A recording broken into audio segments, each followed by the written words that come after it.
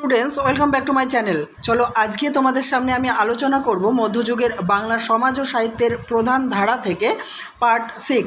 এর আগে কিন্তু পার্ট 1, পার্ট 2 এমন করে 5 পর্যন্ত আলোচনা করেছি তোমাদের সিলেবাসে, অর্থাৎ প্রথম সেমিস্টারে যা যা আছে সেই অনুযায়ী আমি কিন্তু প্রশ্নোত্তর আপলোড করে চলেছি। আজকে পার্ট 6-এ কবি বিদ্যাপতি সংক্রান্ত অর্থাৎ বৈষ্ণব পদাবলীর কবি বিদ্যাপতি সংক্রান্ত বিশদ এমসিকিউ প্রশ্ন উত্তর তোমাদের সামনে তুলে ধরবো। এখান থেকে তোমরা 100% কমন পাবে। চলো তাহলে মধ্যযুগের বাংলা সমাজ ও সাহিত্যের প্রধান ধারার 6 পার্ট নিয়ে আলোচনা করা যাক। বিদ্যাপতি কোন সময়ের কবি ছিলেন? চৈতন্য পূর্বযুগের কবি ছিলেন, অর্থাৎ চৈতন্য যখন জন্মলাভ করেননি তার আগেকার কবি ছিলেন। বিদ্যাপতির জন্মসাল উল্লেখ করো। বিদ্যাপতি আনুমানিক 1370 খ্রিস্টাব্দে জন্মগ্রহণ করেন। বিদ্যাপতির মৃত্যু সাল কত? 1450 খ্রিস্টাব্দ থেকে 1477 খ্রিস্টাব্দের মধ্যে। 4. বিদ্যাপতি কোথায় জন্মগ্রহণ করেন? বিহারের দ্বারভাঙা জেলার মধুবনী পরগনার অন্তর্গত বিষফি গ্রামে জন্মগ্রহণ করেন। বিদ্যাপতির পিতার নাম কী ছিল? গণপতি ঠাকুর।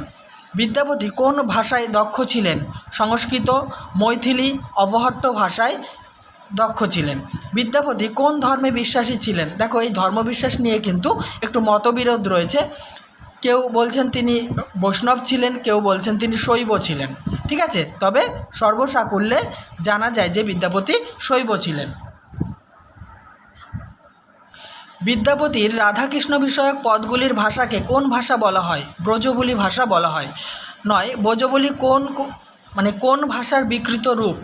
কেউ কেউ মনে করেন ব্রজবুলি মৈথিলির বিকৃত রূপ, আবার কেউ মনে করেন অবহট্ট ভাষার একটা সাহিত্যিক রূপ হলো ব্রজবুলি। নেক্সট, ব্রজবুলি এটা একটু মিস্টেক হয়ে গেছে, এটা বিদ্যাপতি হবে, এটা একটা টাইপিং মিস্টেক। বিদ্যাপতি কোন বংশের সন্তান ছিলেন?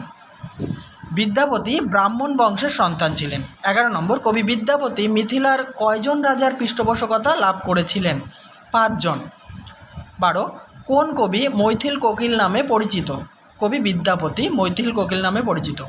13, অভিনব জয়দেব কোন কবিকে বলা হয়? বিদ্যাপতিকে। 14 নম্বর প্রশ্নোত্তর, কোন কোন পর্যায়ের পদ রচনায় বিদ্যাপতি কৃতিত্ব দেখিয়েছেন? বয়ঃসন্ধি, অভিসার, মিলন, মান, মাথুর, ভাবসম্মিলন এবং প্রার্থনা পর্যায়ের পদ রচনায় বিদ্যাপতি কৃতিত্ব দেখিয়েছেন। 15, কোন শতকে বিদ্যাপতির আবির্ভাব ঘটে? পঞ্চদশ শতকে। নেক্সট, বিদ্যাপতি রচিত দুটি রাজ প্রশস্তিমূলক গ্রন্থের নাম লেখো। কীর্তিলতা এবং কীর্তি পতাকা। 17, বিদ্যাপতির রাধাকৃষ্ণ লীলা বিষয়ক পদগুলি বা কতগুলি পদ পাওয়া যায়? বিদ্যাপতির রাধাকৃষ্ণ লীলা বিষয়ক কতগুলি পদ পাওয়া গেছে? উত্তর হবে 800টি, প্রায় 800টি পদ। নেক্সট, বিদ্যাপতি কোন ভাষায় পদ রচনা করেছেন? ব্রজবুলি ভাষায়। মনে রাখবে যে কবি রবীন্দ্রনাথ ঠাকুর কিন্তু ব্রজবুলি ভাষায় ভানুসিংহ ঠাকুরের পদাবলী রচনা করেছিলেন। 19, বিদ্যাপতি কোন কবির লেখনী দ্বারা প্রভাবিত হয়েছিলেন? কবি জয়দেবের লেখনী দ্বারা প্রভাবিত হয়েছিলেন। বিদ্যাপতির পদ রচনার প্রধান বৈশিষ্ট্য কী? ছন্দ, অলঙ্কার এবং ভাষার ঐশ্বর্য। নেক্সট, 21, কবি বিদ্যাপতির কুলপদবী কী ছিল? ঠক্কুর।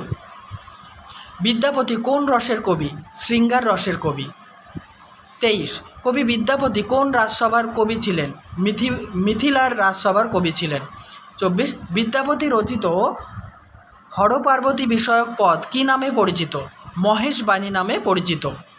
25, বিদ্যাপতি রচিত দুটি স্মৃতিমূলক গ্রন্থের নাম লেখো।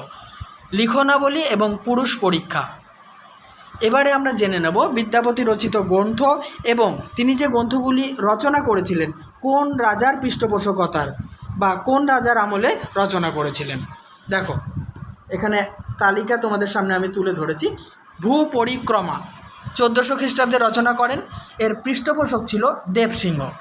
পুরুষ পরীক্ষা 1410 খ্রিস্টাব্দে রচিত, শিবসিংহর পৃষ্ঠপোষকতায় রচিত। কীর্তি পতাকা 1400 খ্রিস্টাব্দে রচনা করা হয়, শিবসিংহ এর পৃষ্ঠপোষকতা করেন।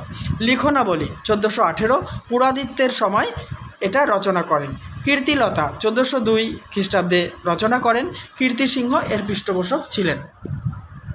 নেক্সট, কীর্তি পতাকা 1400 খ্রিস্টাব্দে রচনা করেন। শিবসিংহ এর পৃষ্ঠপোষকতা করেন। লিখনাবলী 1418 খ্রিস্টাব্দে রচিত হয় পুরাদিত্যের আমলে। কীর্তিলতা 1402 খ্রিস্টাব্দে রচিত হয়। কীর্তিসিংহ এর পৃষ্ঠপোষকতা করেন। আর কীর্তিলতা কিন্তু অবহট্ট ভাষায় রচিত ছিল। দান বাক্যাবলী 1440 থেকে 1460 খ্রিস্টাব্দে রচিত। নরসিংহ এর পৃষ্ঠপোষকতা করেন। চলো এবারে জানব পরের প্রশ্ন। 27 নম্বর, কবি সার্বভৌম নামে কে পরিচিত? বিদ্যাপতি। 28, কোন কাব্যে বিদ্যাপতি নিজেই নিজেকে খেলন কবি বলেছেন? কীর্তিলতা কাব্যে। 29, বিদ্যাপতি কত বছর বেঁচে ছিলেন? আনুমানিক 80 বছর। 30 নম্বর, বিদ্যাপতি রচিত কয়েকটি পদের উল্লেখ করো। দেখো, তা তল সৈকত বাড়িবিন্দু সম সুতমিত রমণী সমাজে, এটা একটা পদ। নেক্সট, এ সখী হামারি দুঃখক নাহি ওর, এটি একটি পদ। পরেরটি দেখো, জব গোধূলি সময় বেলি। নেক্সট, শুনভেল মন্দির শুনভেল নগরী। তারপর হচ্ছে শুনভেল 10 দিন শুনভেল সগরী, একই পদের লাইন আর কি। পরের পদ, কবহু বান্ধয়ে কুচ কবহু বিথারি, হয়হস্যুর মাথায় কিন্তু একটা চন্দ্রবিন্দু আছে, ঠিক আছে, এটা মিস্টেক হয়ে গেছে। যাই হোক, বিদ্যাপতি থেকে আমি আলোচনা সমাপ্ত করলাম। এখান থেকেই তোমরা সব কমন পেয়ে যাবে। এরপরে চণ্ডীদাস, জ্ঞানদাস, হ্যাঁ, এই গোবিন্দ দাস নিয়ে কিন্তু তোমাদের সামনে পার্ট পার্ট করে হাজির হব।